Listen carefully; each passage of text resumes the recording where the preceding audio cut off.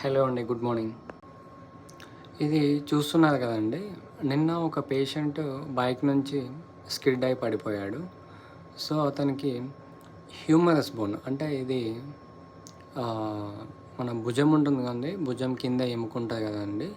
ఆ ఎముకలో ఫ్రాక్చర్ అయిందనమాట. దీన్ని డిస్టల్ హ్యూమరస్ ఫ్రాక్చర్ అంటారు. ఇక్కడ పైన కనిపించేది షోల్డర్ జాయింట్.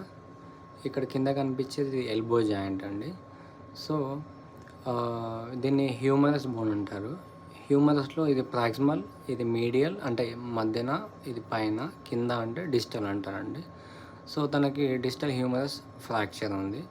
సో, దీనికి ఇప్పుడు ఆర్థోపెడిషన్ కలిసి సర్జరీ చేయాలి. నాటు వైద్యం అని చెప్పేసి, నాటు కట్లు అని చెప్పేసి ఎక్కడికి వెళ్ళకండి.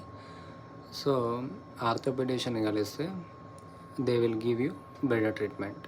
ఓకే. Thank you.